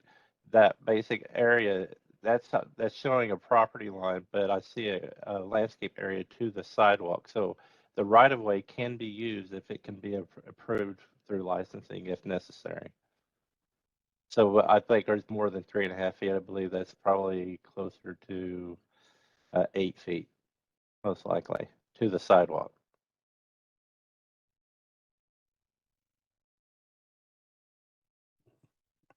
Thank you, Commissioner Mr. Irwin, for the clarification. Excellent. Any other questions, commissioners, on this item? Thank you very much, Mr. Pepe. Mr. Aguilera, back to you, sir. Commissioners, will go to case number 499. For the record, I just want to clarify a mistake on a statement that I made for application Z212188. I say that it was for a specific use permit, but it's actually for renewal. It's 188, number 7. Correct. Thank So you for their clarification. My apologies for any issues that I might have created. And now for application.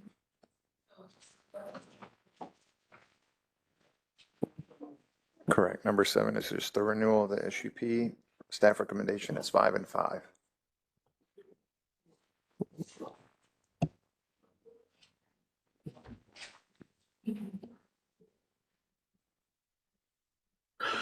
This item 4 is application Z212-199. This is an application for an MF2 for a multi-family district. So sorry, Oscar, you're not sharing the screen. Oh. Thank you.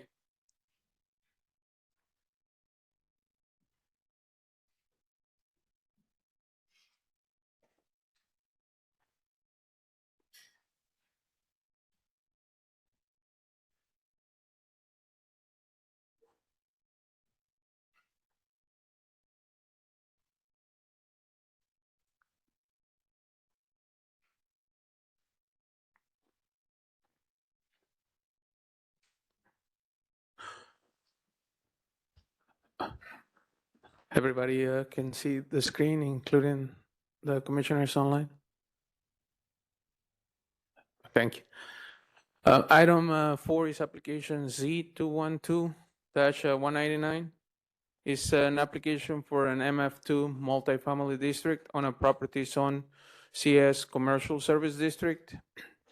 The site consists of 0.52 acres. The purpose of the request is to construct, I will change the statement to duplex due to the fact that townhomes is not part of the code in this regard, but they want to do duplex. Here is the location the proposed site is at. Here is the aerial for the site, and as you can see, it is next to a railroad yard. It is surrounded by other CS lots, but as you can see from the aerial, all the lots that are shown CS are currently vacant. And the ones that are not vacant, they have a single family home on them. Currently, what you see right now on the aerial map, it used to be a motel, which it has been demolished. Here are the surrounding uses, as I stated before. And then the area of request now is undeveloped. The applicant is proposing to rezone the property to MF2 multifamily district to develop the property with duplex. During the 1940s, the property was zoned LC light commercial district, and on July 18, 1989, the zoning transitioned to CS commercial service district by the adoption of Chapter 51A Dallas Development Code. Here is the current property as it looks now, and this is the site with the hotel as it used to look before. The reason why I came to have that particular photograph is because I work on not the third lot from the corner, but the fourth lot where they changed the property to single family. And here is a view looking towards the track from the property. And this is seen across the street looking north. There's where the hotel used to be. And here are the surrounding uses. That home right there is sitting on a CS zoning district. Here are the properties to the east, which they're single family. And this is across the street, which also single family. And here are the railroad yards. And here is the setbacks. So the CS is 15. The proposed MF setback for the front yard is 15 feet as well. However, the rear setbacks lowered to 0 for single family. And then the height is 45, which now is reduced to 36. And then the lot coverage is 80 for CS, and then for multifamily is 60. And there's no minimum lot size for CS, and well for multifamily, but multifamily has the RPS as well as the CS. Now, as I stated on, my apologies for this, I put the wrong site plan, but we're recommending approval based on the surrounding properties. As I stated on the report, staff acknowledged that there's the proposed zoning request is encroaching into the CS. However, based on the research in the area, based on the fact that there is no CS in this area, that the CS use that used to be located in this property was not compatible to the area. Staff feels that the multifamily is more compatible to the surrounding uses than the CS, and therefore the reasoning of recommend for approval. Thank you, sir. Questions, Commissioners? Commissioner Carpenter. Yes, Mr. Aguilera, despite the surrounding zoning being CS, most of the occupied properties are single-family residents, correct? Correct. Now, a straight zoning change to MF2 would allow an apartment complex by right. Would the staff consider that to be a compatible use there? Yes, that is correct. And the reason being is because of the location where it's at. It is on a major or the right of way for Corregidor is 80 feet, and then is in a area that it is conducive to multifamily, and then it will also serve as a buffer zone to the railroad yards, which I think like on planning, it will kind of reduce the noise for the single family uses. Right, but although RPS technically applies, since the surrounding homes are sitting on CS, there's really nothing that's going to trigger residential proximity slope. Is that correct? My understanding from the policy is because of the residential, they're like. But it's not zoned residential. Is the residential proximity slope triggered by zoning or by the use? By the zoning, but the two lots that are. You have the two lots that are CS, and then you'll have the single family residential. And my understanding, and we have legal here, is that it still has to apply for the RS because it's infinite. All right, thank you. Thank you. Thank you. Any other questions? Commissioner Hampton? No? Any other questions, Commissioners? Okay, thank you very much, Mr. Aguilera. Thank you. Now move on to the last case on the docket, Commissioners, case number 9. And Mr. Mulkey, good afternoon, sir. Good afternoon, Commissioners.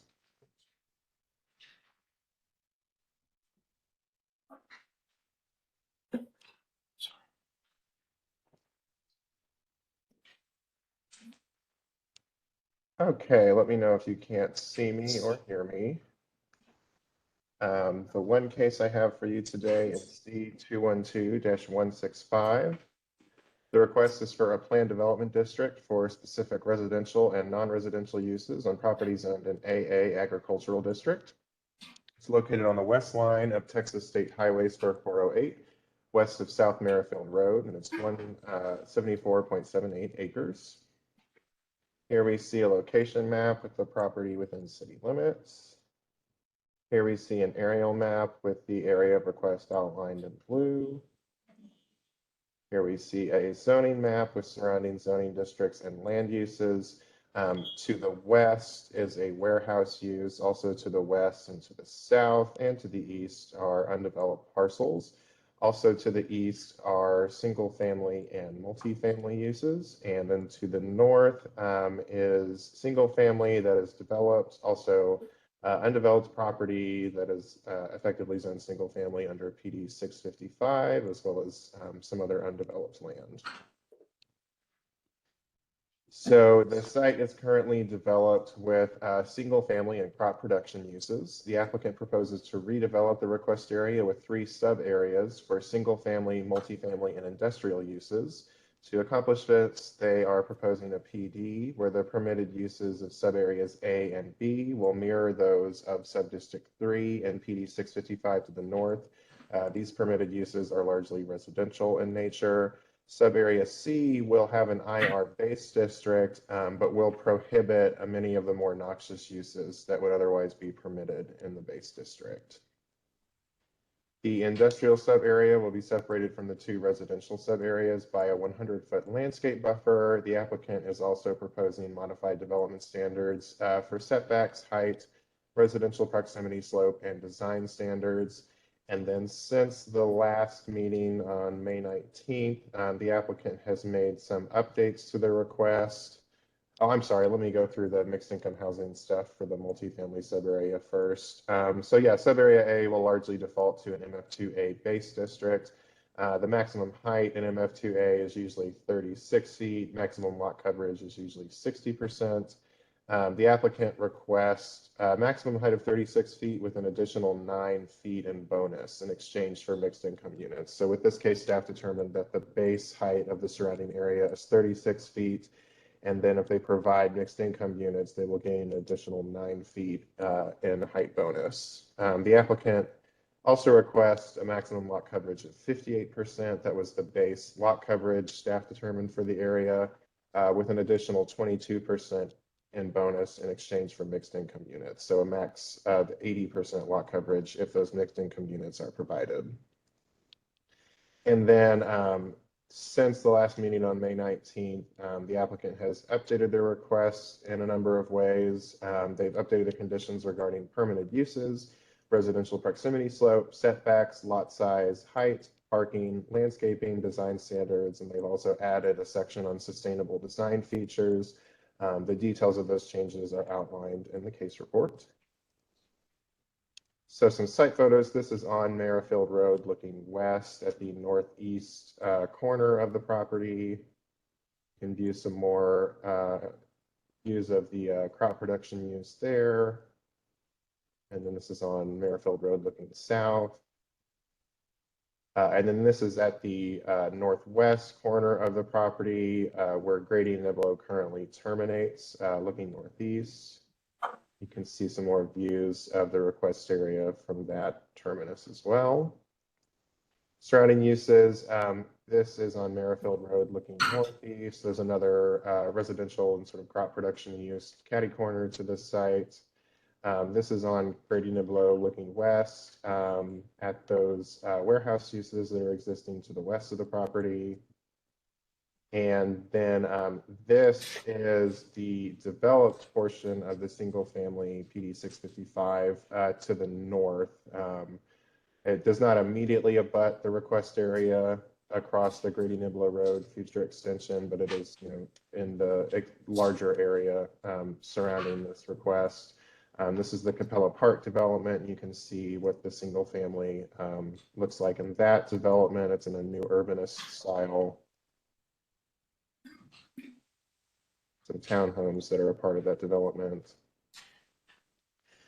So this is the applicant's updated overall development plan showing the 3 sub areas. You can see sub area A is multifamily, sub area B, single family, and then sub area C would be the industrial portion. You can also see the 100-foot landscape buffer separating the 2 residential sub areas from the industrial sub area. This is the updated development plan for the industrial portion and the updated development plan for the multifamily portions. And with that, staff's recommendation is approval, subject to a development plan and staff's recommended conditions. And I'm available for any questions. Thank you very much. Commissioner Young. Yes, first of all, with respect to the area south of the proposed warehouses, that is shown on the development plan as having no structures in it. Am I right? That's correct. Okay, and so while that will be zoned for industrial uses, unless and until the development plan is amended, the applicant will not be allowed to put any structures in that area. That's correct. Okay, and any structures that would alter the basic relationship of the development to surrounding property would not qualify for a minor development plan amendment, and so you'd have to have a new zoning case. Is that correct? Yes, it would still be a development plan case, but it would be a full zoning case rather than just a minor amendment. Okay, I'm not sure. It would be a full zoning change in which the only proposed change was a change to the development plan. Correct. Okay. And it would not be approvable as a matter of right if it complied with the zoning. It would be subject to the discretion of the Planning Commission and Council at that point. No, as I understand it, it would be a development plan case rather than a minor amendment case. So it would come back before the commission. But like I said, it would be a development plan case. So the commission would have less discretion than they do with a standard zoning case. And then the city plan commission would be the one to approve the development plan case. It would not go to council. All right. Well, I'll have some questions of the attorney's office this afternoon about that. Changing subject, mixed income housing parking.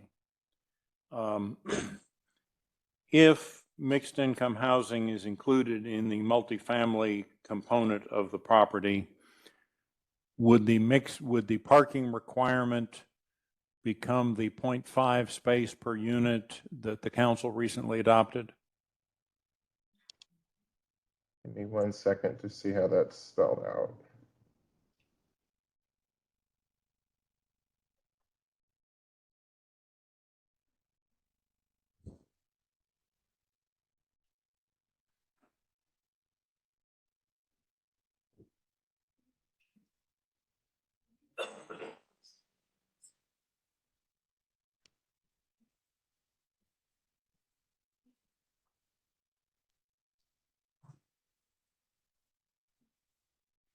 So the off-street parking and loading section for this PD just refers to Division 51A 4200 for parking requirements. So basically just standard code.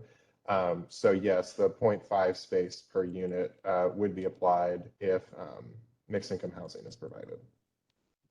Okay. Mr. Chair, at this point, I'll yield so that others can ask some questions. Thank you, Commissioner Young. Any other questions? Commissioner Carpenter. Yes, Mr. Mulkey, back to the southern portion of the development plan, that is, it's not a no-build zone, but it doesn't have a plan at the moment for development. If a development plan came back through at a later date, it could be any, the City Plan Commission would have to approve any development plan that conformed with the zoning, and so that could be any use that is still allowed on this site, NIR, is that correct? That's correct. Okay, one of my questions is the way the PD is structured right now. Under the residential portion, it's very explicit. It gives a list of the uses that are allowed, but when it gets to industrial, it's a very long list of prohibited uses, which isn't the normal way we do things. I mean, deed restrictions are that way, but not PDs. Were you aware that there's still some uses allowed under IR that would be, allowed by right through a development plan that I think most people would consider noxious? There could be manufacturing plants there, because industrial inside not potentially incompatible are still an allowed use. Industrial inside light manufacturing, commercial cleaning or laundry plant, outside storage, community service center. And I'm also not following the logic of prohibiting a dry cleaning store, but allowing a commercial cleaning or laundry plant. Could you explain a little bit the logic behind these uses that are remaining here? All I can really say is that staff does not have any objection to the list of uses the applicant is proposing to allow on the industrial sub-area. However, if there were other uses that the commissioners would like to see prohibited, they could add that to their motion. Yes, thank you. I'm changing slightly. Is it generally considered good land use policy or current planning policy to create industrial residential adjacency issues? Well, it depends on how you define adjacency. This site would be separated pretty significantly from the two residential sub areas that are also a part of this PD. So staff does not have any concerns with the amount of distance provided and the buffering provided between those different uses. But again, the commissioners obviously could have a differing opinion about that. Right, because are you, obviously, or I'll ask a question. So it's your opinion that the 100 feet of landscape buffer is adequate to buffer the new residential that's going to be created from the noise and fumes and traffic created by the warehouse district to the south? Right, we can't really zone for noise or fumes or traffic, but we do not have any concerns given the amount of separation between those sub areas.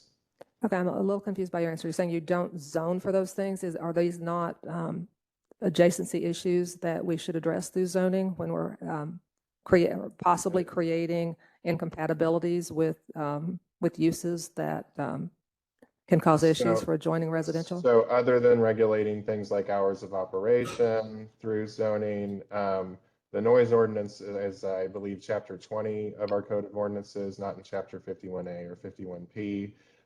The same would be true for noxious fumes. I believe that's under environmental performance standards, article 6 within chapter 51A. And then traffic is not a consideration of zoning and land use. We certainly consult with engineering and the transportation department, but that's not within the scope of a zoning and land use analysis. All right, I'll defer to other commissioners. Thank you. Commissioner Hampton. Thank you. Mr. Mulkey, just a couple of questions on the open space requirements in sub-area C. Was there any consideration to including provisions regarding the protection of the natural features for the site? We did have a discussion early on because there is an existing conservation easement immediately to the south of this area of request about possibly extending that conservation easement or creating a new conservation easement that would preserve some of that natural area south of the creek. That ultimately did not become part of the negotiation between staff and the applicant on this case. Rather, they elected to leave that section blank on their development plan for now. Yeah, we weren't really able to sell them on that proposal. And so as it's written, the only requirement then would be the 10% that's noted in the general provisions under section 115. Is that correct? That's correct. Thank you. Thank you, Mr. Chair. Commissioner Stannard, I think we're going to have a hard stop here, and I'm going to come right back to you after we get the hearing started. It is 1:48 p.m. Bless you. That concludes the briefing of the Dow City Plan Commission. Bless you, Commissioner.